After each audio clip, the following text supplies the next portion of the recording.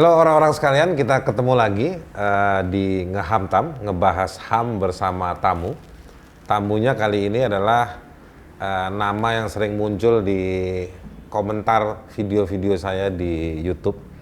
Ini ada Om Refli Harun. Saya suka beberapa kali udah diundang di YouTube-nya Om Refli. Nah sekarang kebetulan ada satu tema yang memang ini keahliannya Om Refli Harun untuk kita bahas soal apakah presiden 3 periode itu konstitusional atau tidak. Nah ini ahlinya konstitusi. Apa dulu? Yang saya ingat dari seorang Refli Harun, dia pernah bilang di salah satu wawancara di TV bahwa saya melihat segala sesuatu dalam pendekatan konstitusi. Oke. Konstitusionalism. Ya. Nah, saya ini seorang konstitusionalism. Nah, iya betul. Jadi melihat segala sesuatu apakah itu konstitusional atau tidak. Ya. Nah, kalau saya ini penganut Pak Tandio. Yaitu hukum sosial, Pak Tandio itu kan dia punya pendekatan sosiologi hukum. Sosiolegal itu. Sosiolegal. Tapi dalam soal konstitusi kita itu ya, berbunyi nggak sama masalah-masalah di lapangan. Oke. Pak Tandio kan almarhum pendekatannya itu kan. Oke. Nah, kita akan ngebahas itu. Sekarang kita ini lagi di kantornya Rackspace. Oke. Rackspace ini kantor yang bergerak di bidang publikasi juga, media juga, ada publikasi buku-bukunya di bidang hukum. Tapi kita nggak ngebahas bukunya, udah pernah saya bahas. Gitu.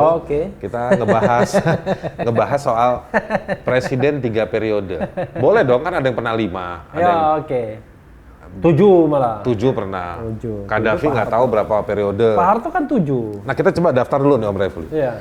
Yang lebih dari 2 kali itu presiden yang seperti apa sih? Gaddafi. Saddam Hussein. Soekarno. Marcos. Kemudian Chavez berapa kali itu?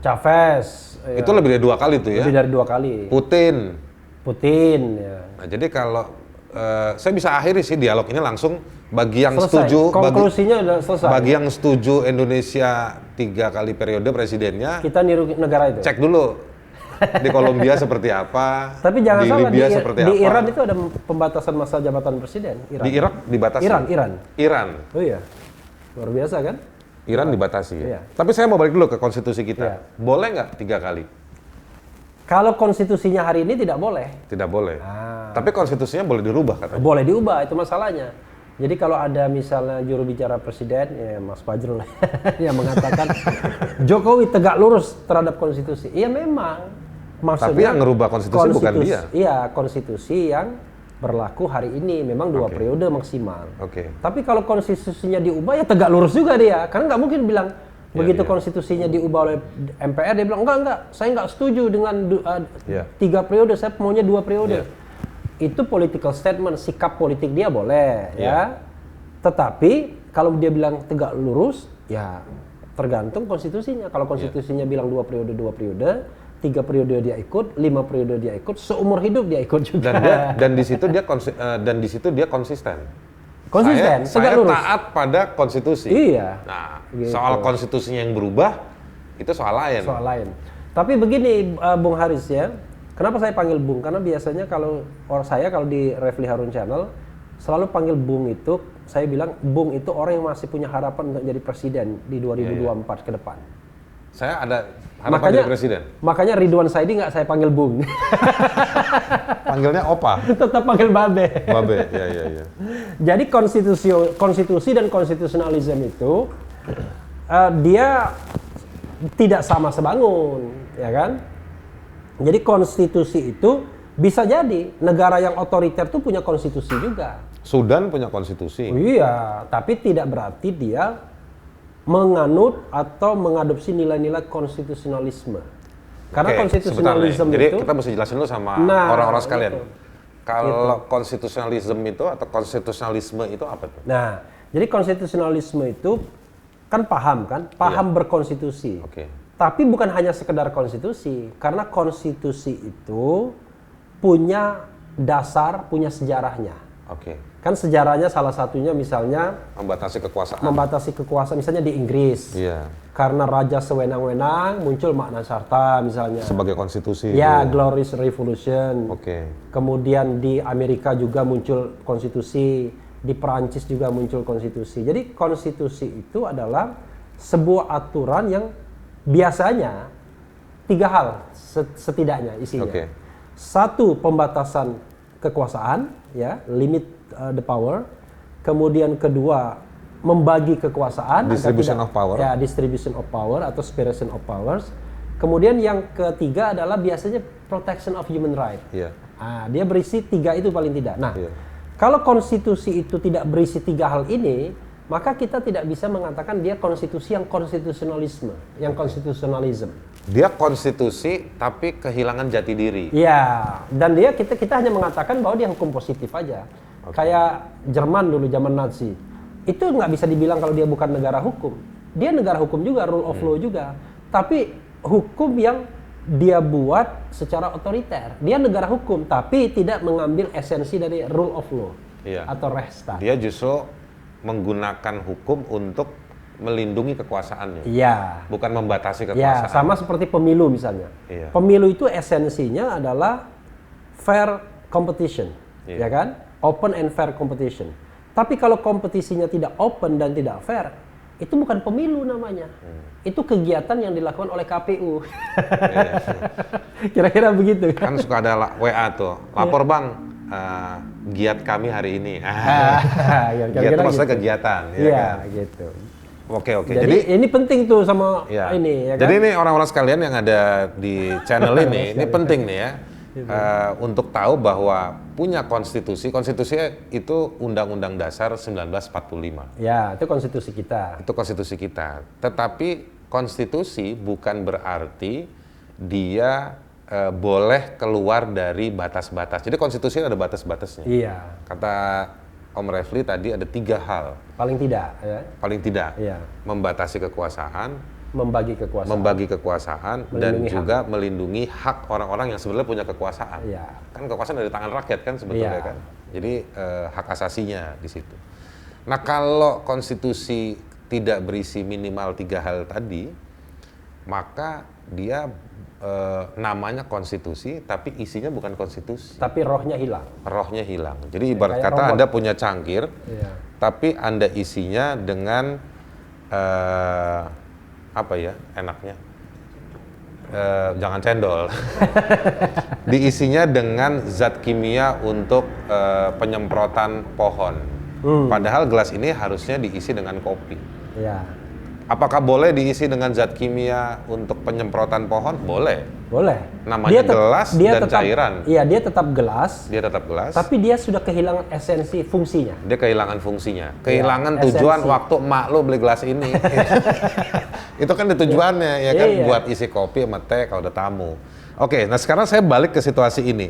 Skenario ini bisa terjadi di Indonesia? Bisa saja. Jadi jika ya boleh, karena saya kan katakan kalau kita bicara tentang aspek hukumnya itu kan ada pasal-pasal tentang perubahan konstitusi di konstitusi manapun. Dalam konteks Indonesia ada pasal 37 dan mudah sekali untuk mengubah itu. Cukup 1/3 mengajukan, jadi 1/3 itu sudah angka yang terlalu kecil bagi koalisi Jokowi hari ini. 1/3 dari jumlah MPR. Anggota MPR. Jadi anggota MPR itu 575 ditambah 136. Dari DPD. Ya, DPD. 575 anggota DPR, 136 anggota DPD. 1/3-nya dihitung sendiri dan itu sudah angkanya itu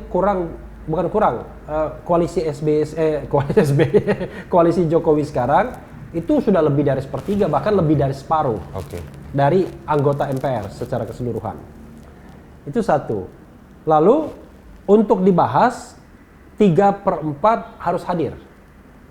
3/4 dari anggota MPR. Nah, koalisi Jokowi memang tidak sampai 3/4. Tetapi hanya butuhkan belasan orang saja dia untuk sampai 3/4. Lalu sampai di situ saya mau beginiin matematika politiknya nih. Iya. Jadi secara konstitusi untuk mengagendakan perubahan hanya butuh sepertiga. Sepertiga anggota MPR. Saya ada sih catatannya dari sebenarnya. jumlah yang kurang lebih 600 ya, kurang dari 600. 575 ditambah 136.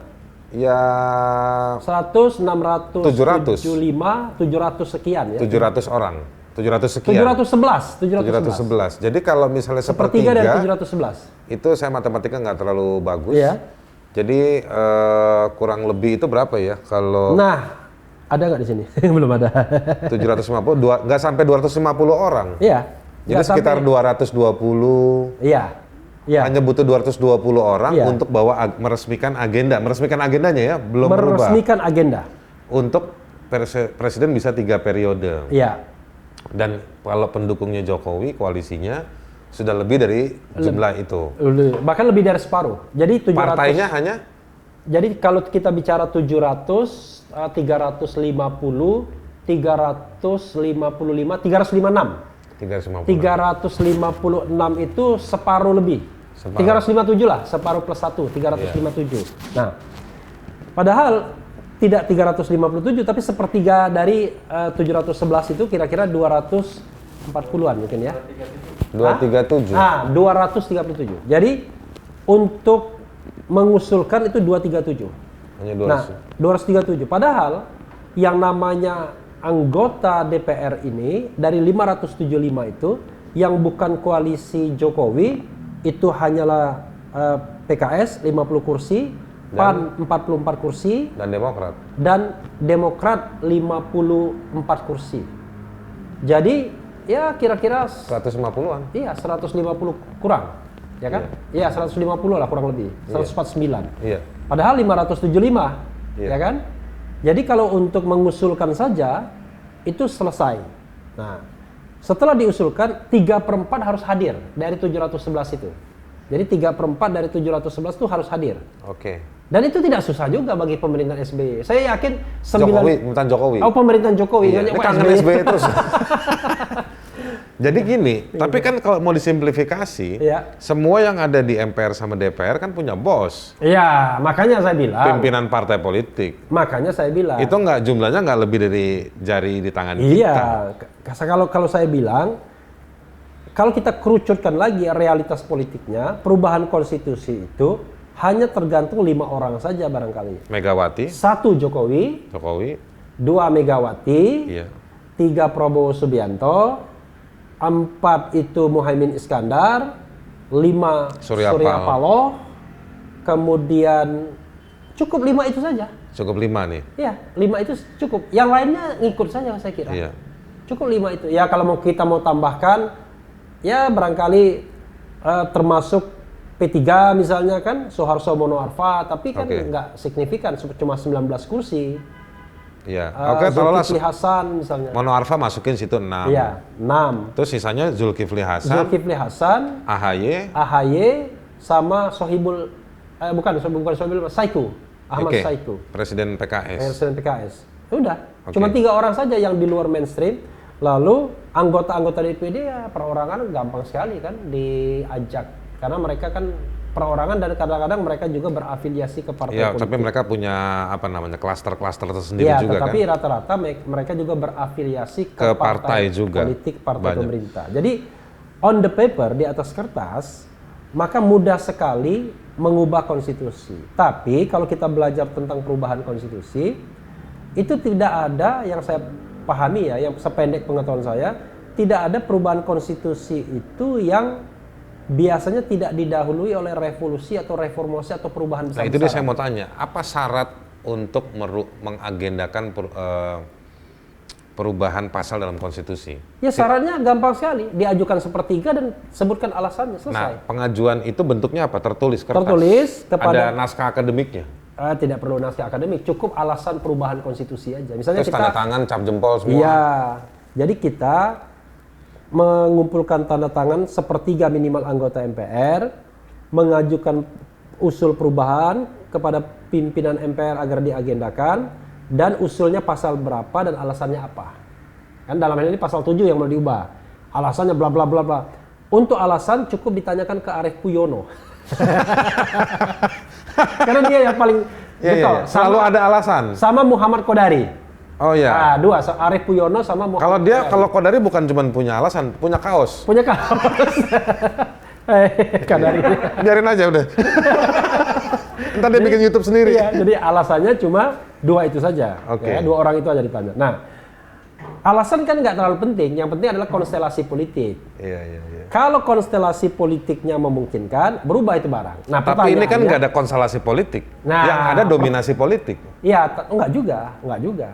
Untuk semua isu yang menyangkut kesejahteraan bersama koalisi istana, kira-kira begitu. Iya. Mereka cocok. Saling gotong royong. Iya.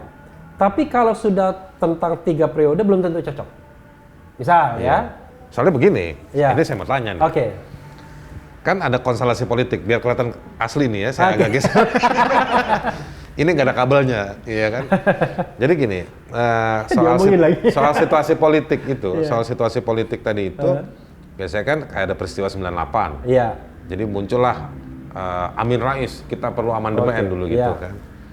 Nah, kalau misalnya hari ini kita belum lihat situasi itu, dari sisi teknis juga kita nggak ada pakemnya. Iya. Mesti berapa lembar, alasan apa, dan lain-lain itu nggak ada juga.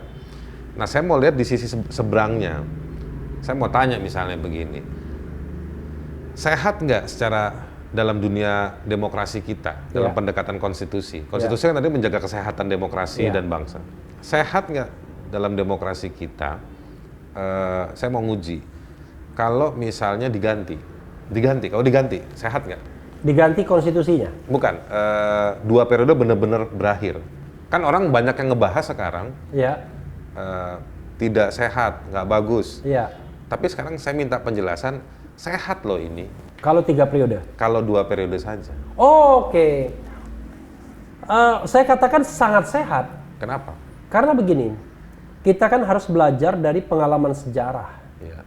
Jadi pengalaman sejarah Indonesia dan pengalaman sejarah dunia. Oke. Saya pengalaman sejarah Indonesia dulu, misalnya dunia dulu lah. Oke. Misalnya Amerika Serikat. Amerika Serikat itu sejak George Washington tahun 1776, Presiden Amerika itu tidak pernah lebih dari 2 periode. Oke. Karena mereka itu menahan diri, self restraint. Jadi mereka menahan diri. Dari 1776. Iya. Mereka selalu mereka cuma 2 periode saja, 2 periode saja, 2 periode saja. Karena George Washington itu sudah mengatakan, dia mengkhawatirkan kalau dia lebih dari 2 periode, nanti akan muncul pembicaraan ini di masa depan. Maksudnya orang akan ribut dan lain sebagainya. Karena kan power tends to corrupt, ya kan? Kira-kira begitu. Nah, karena itulah seluruh presiden Amerika Serikat itu hanya menjabat maksimal 2 periode, walaupun atau kendati tidak punya pembatasan masa jabatan. Oke. Tetapi pada zaman Perang Dunia Kedua tahun 40-an, ada hero, ada orang hebat yang namanya Franklin Delano Roosevelt. Iya. Kalau di Inggris, sang cerutu Churchill kan? Iya. Nah, mereka adalah orang-orang hebat yang dianggap pahlawan Perang Dunia Kedua, kemenangan bagi sekutu. Oke. Begitu Franklin Delano Roosevelt terpilih jadi presiden, dia bisa sampai periode yang keempat. Jadi menang pertama tahun 38 kalau nggak salah, kemudian 38, 42, kemudian 42 terpilih kembali, sampai kemudian 46 dan dia meninggal. Sampai 44, dia meninggalnya 44. Nanti kita lihat periodenya. Yang jelas dia 4 kali. Pada periode yang keempat tersebut, ya kan, dia hanya berapa bulan menjabat dan meninggal. Otomatis digantikan wakil presiden sampai habis masa waktunya. Terjadi perdebatan di kalangan masyarakat Amerika Serikat tentang pentingnya yang namanya pembatasan masa jabatan presiden. Jadi waktu yang awal di Amerika itu memang pilihan pribadi. Pilihan pribadi, kesadaran sendiri. Kesadaran sendiri. Kita menyebutnya konvensi kan. Oke. Nah, setelah itu orang mengatakan, wah kita harus formalkan. Karena nanti ya tadi orang kekhawatirannya nanti kekuasaan terlalu eksesif, macam-macam dan lain sebagainya. Akhirnya ada artikel yang mengatakan no one can be president more than twice. Jadi tidak boleh ada orang yang bisa jadi presiden lebih dari 2 kali. Mau nyambung, ataupun terpisah-pisah. Iya. Kayak pokoknya, JK itu kan terpisah. Tidak boleh lebih dari 2 kali. Nah sejak itulah maka ada perubahan konstitusi, amandemen di Amerika Serikat yang mengatakan masa jabatan itu hanya 2 periode.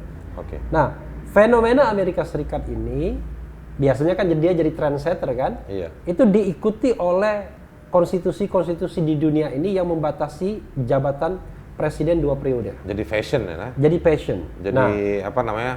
Standar. Dan biasanya negara-negara yang baru bangkit, baru lahir dari kejatuhan rezim yang otoriter. Di Filipina lebih ekstrim 1 periode aja. Tapi 8 tahun. 6 tahun. 6 tahun. 6 tahun. Di Iran karena dulu kan ada kekuasaan yang otoriter juga ya, yang dijatuhkan 2 periode juga maksimal. Jadi di Iran pun ada pembatasan masa jabatan dan di negara-negara lain yang menganut sistem pemerintahan presidensial yang relatifly demokratis. Oke.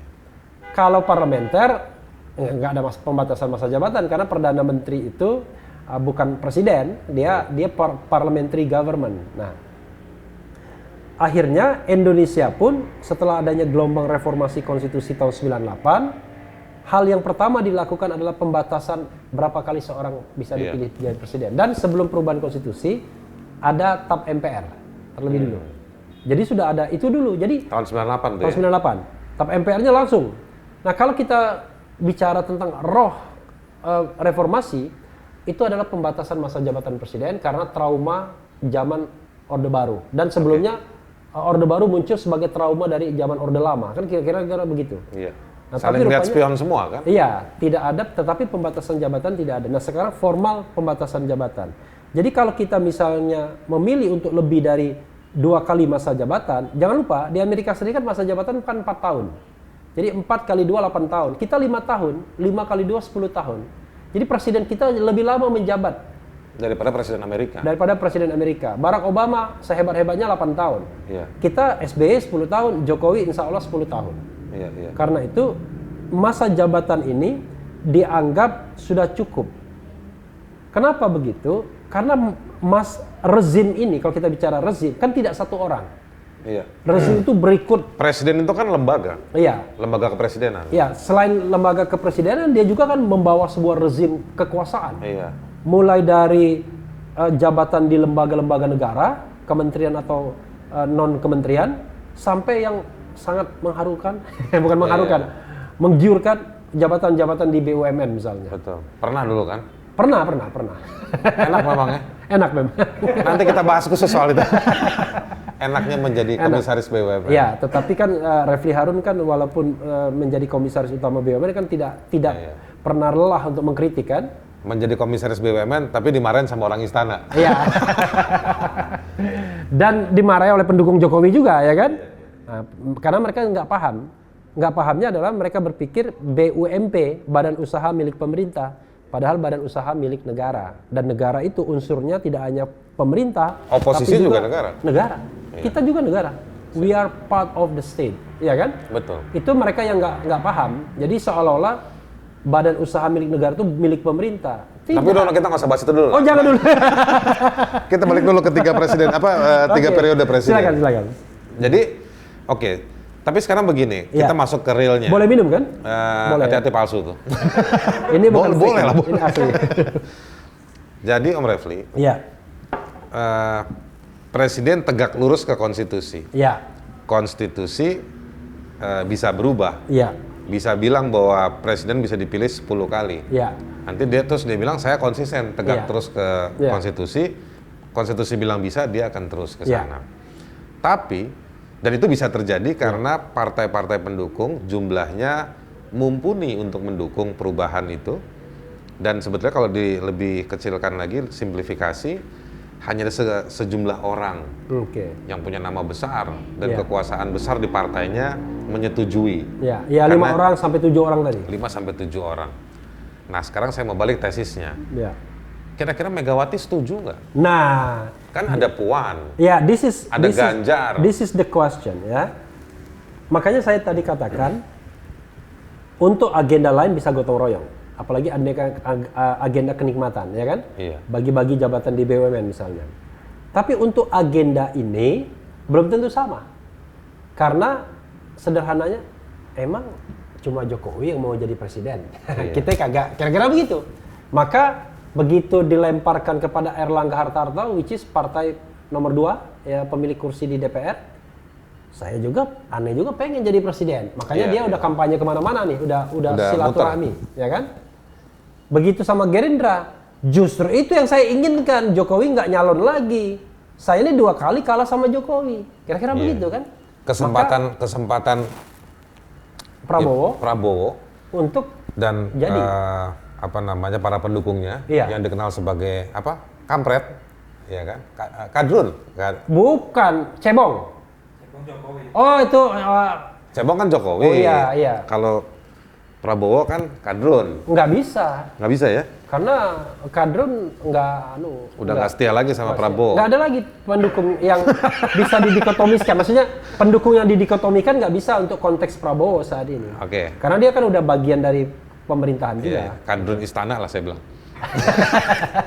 Jadi gini, iya betul, Prabowo akan bilang satu-satunya cara dia untuk menang dari Jokowi adalah Jokowi tidak nyalon. Iya. Dan itu mungkin dia merasa punya kesempatan. Iya. Apalagi dia melihat Mahathir umur 90 jadi Perdana Menteri. Itu juga mengilhami. Lalu, Joe Biden 72, 73, 73. Iya. Presiden Amerika yang paling tua terpilih kan? Iya. Yang pernah terpilih. Gitu. Dan pasti dia pede, mungkin masih punya harapan. Iya. Di dalam PDIP sendiri mungkin ada negosiasi. Iya. Mungkin ada yang datang atau ada yang bilang ke Ganjar atau ke Puan, satu putaran lagi lah biar tambah matang misalnya. Iya, jadi saya lagi memikirkan, saya berimajinasi dialog-dialog apa nih yang sedang mungkin terjadi di antara mereka. Karena itu imajinasi dialog, Prabowo akan mengatakan, wah justru ini kesempatan saya. Iya. Tidak ada Jokowi, saya bisa jadi presiden. Apalagi survei saya menurut beberapa surveyor masih tertinggi.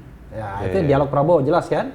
Itu survei soal calon presiden? Iya. Bukan soal aliran air kan? Bukan. Banyak saya lihat di jalan survei aliran air juga. Ini elektabilitas, ya kan? Nah, lalu Erlangga Hartarto bilang, kalau Presiden Jokowi 3 periode, aneh nggak akan kegandeng. Iya. Dia bisa gandeng Puan Maharani sebagai wapres kan? Iya. Karena partai-partai lain akan ngedukung kan, walaupun Golkar nggak ngedukung, Golkar kepental nanti. Nggak dong. Aneh kan pengen juga jadi calon presiden minimal wakil presiden. Iya. Nolak kan Golkar. Sampai Surya Paloh mikir begitu. Saya mungkin tidak punya elektabilitas untuk jadi calon presiden, kan elektabilitasnya nggak ada Surya Paloh. Tapi kan Aneh pengen jadi lokomotif. Betul. Ya kan? Jadi kereta pendorong, kereta penarik. Dan Aneh udah punya agenda konvensi partai Nasdem. Iya. Ya kan? Orang menyebutnya wah ini. Dan konvensi itu akan mengundang Anies Baswedan, Sandiaga Salahuddin Uno, Ridwan Kamil, Khofifah Indar Parawansa, dan siapapun calon presiden potensial. Om Refli nggak maju? Saya maju, tapi saya kurang 2 saja. Kurang duit dan kurang populer. Bisa itu diurus. Jadi kurangnya cuma 2 saja. Nah, karena itu Nasdem mungkin enggak. Saya juga pengen jadi meletakkan calon presiden, apalagi kemarin saya kecewa karena bagi-bagi kursi jabatan menterinya Aneh nggak dapat jaksa agung, misalnya kan kira-kira begitu kan? Bergeser, padahal itu yang penting bagi saya katanya. Partai lain, Muhaimin misalnya, saya mau jadi apa lagi, ya kan? DPR sudah, MPR sudah, Menteri udah, yang belum kan wapres. Tapi kalau misalnya Jokowi maju lagi, saya belum tentu diajak jadi wapres. Partai yang lebih gede masih banyak. Ma'ruf Amin kan sorongannya? Enggak, itu sorongannya dari sebuah aliansi yang tidak menginginkan Mahfud MD. Kira-kira begitulah. Iya. Ya, tidak hanya satu orang kan. Nah, karena itu menurut saya, kalau kita menyelami pembicaraan elit, mungkin mereka tidak ingin 3 periode ini. Iya. Tapi kan politik ini negosiasi. Iya, memang siapa mendapatkan apa. Makanya mungkin saya katakan. You. Nggak usah maju jadi presiden, tapi you dapat ini, dapat ini. Tapi begini, ada orang yang ibaratnya saya mau dapat apa lagi? Harta udah ada, jabatan sudah tertinggi. Ya kan, jabatan menteri kan sudah tertinggi dibandingkan hanya naiknya kan wapres atau presiden kan begitu. Ditangkap KPK aja belum? Itu soal lain itu. Soal lain ya, soal. Karena itu saya kok tidak yakin kalau dikembalikan pada pembicaraan elit. Kecuali ada the common enemy yang akan mengubah arus politik berbalik. Dan itu pernah terjadi? Ya. Bisa terjadi? Bisa terjadi. Misalnya gini, katakanlah berbalik dan memperkuat Jokowi lagi. The common enemy ini orang yang sekarang beda arusnya dengan sekarang. Kita frankly speaking beginilah. Kalau sekarang arusnya kan menengah kiri. Arus istana itu kan menengah kiri.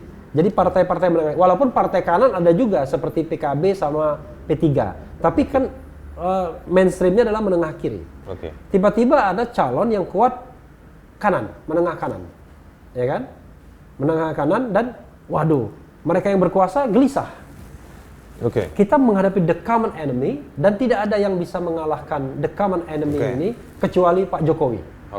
Maka kita harus 3 periode. Nah, itu bisa terjadi begitu. Jadi akibatnya akhirnya yang saya ingin katakan dalam perspektif politik ya akhirnya kepentingan.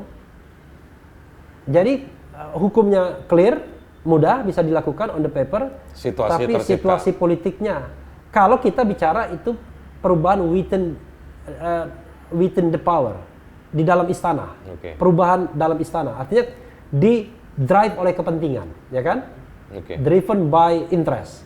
Tapi kalau misalnya perubahannya dari luar, ya gelombang reformasi atau gelombang apapun yang perubahan besar, saya kira tidak akan menyasar yang 3 periode ini.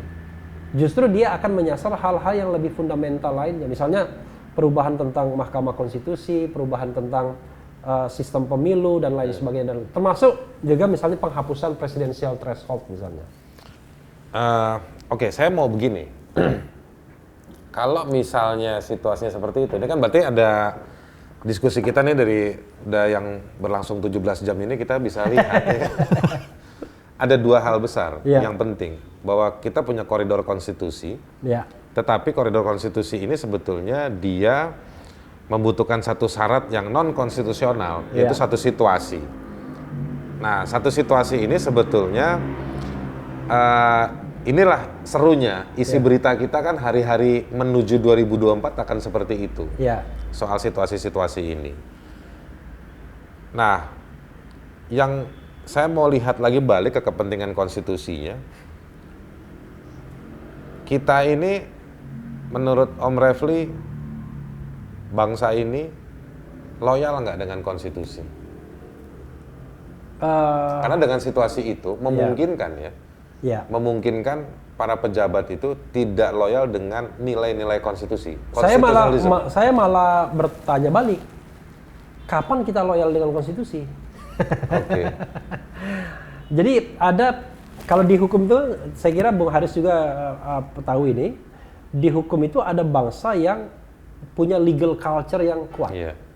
Tapi bangsa yang ada yang legal culture-nya lemah. Nah, Indonesia ini bangsa yang legal culture-nya termasuk lemah. Bukan karena pandangan yang negatif saja, positif juga bisa. Karena begini, karena kita tidak hanya tergantung pada kultur hukum, legal culture, tapi juga kultur yang lain, kultur agama misalnya kan. Kemudian sopan santun, adat istiadat dan lain sebagainya. Bangsa besar seperti Amerika Serikat, mostly dia dibentuk oleh kesadaran hukum.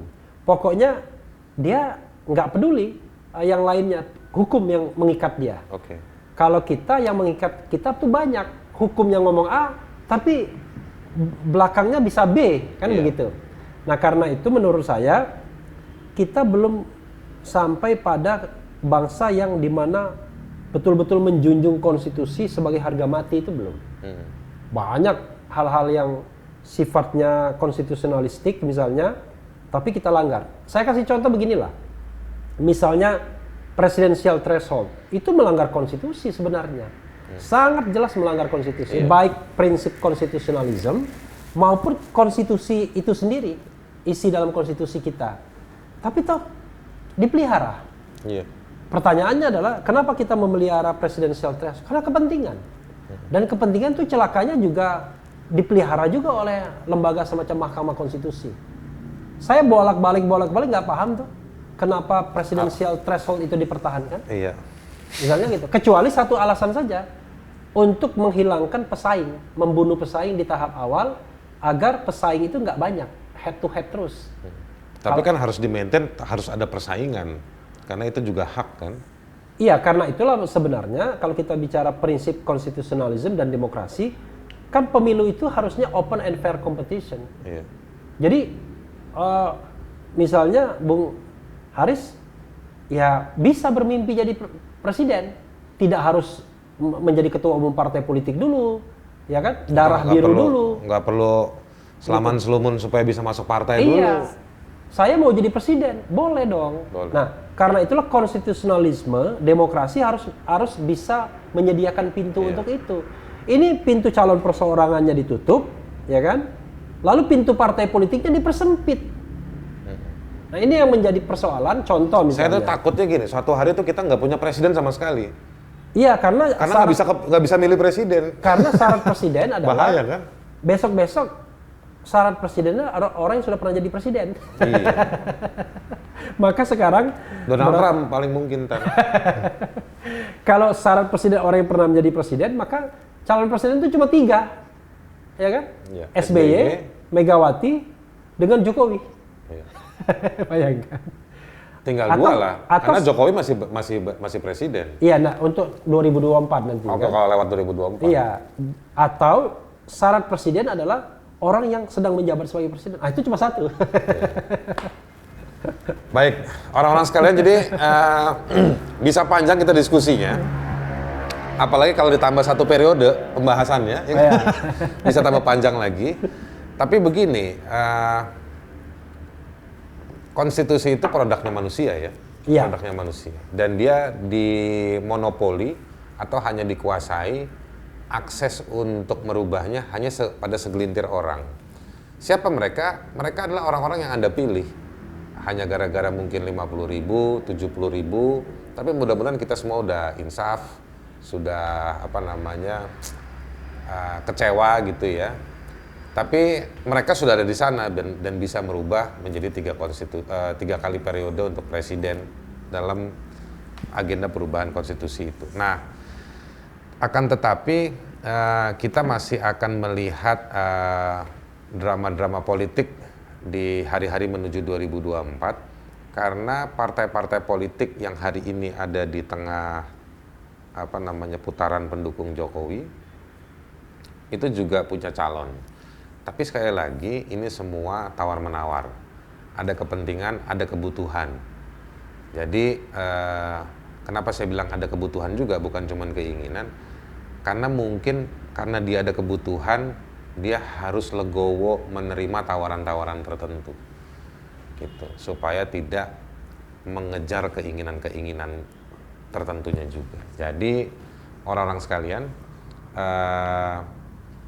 kalau memang Anda tidak setuju, Anda tidak bisa hanya nonton atau baca atau hanya menikmati sejumlah orang yang bernaung di sejumlah kecil partai politik menentukan nasib Anda ke depan atau menentukan siapa presiden kita ke depan.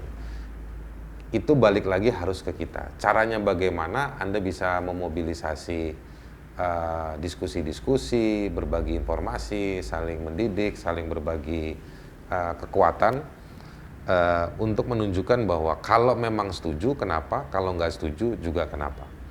Kira-kira begitu. Tempat saya syuting lagi dilihat-lihat sama dia karena dia juga boleh dia juga lagi ngecek nih kenapa saya bisa bikin YouTube. Makanya tadi dilihatin terus.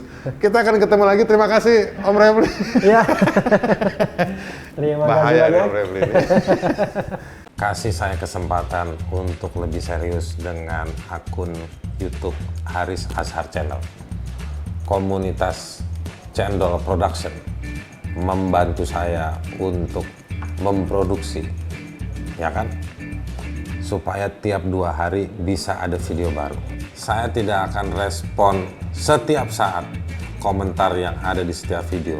Tapi saya akan banyak belajar dan tetap mencoba merespon pada kurun waktu tertentu semua komentar-komentar yang muncul di tiap video. Jadi jangan takut untuk berkomentar. karena itu milik kita untuk saling bertukar informasi dan saling mengapresiasi.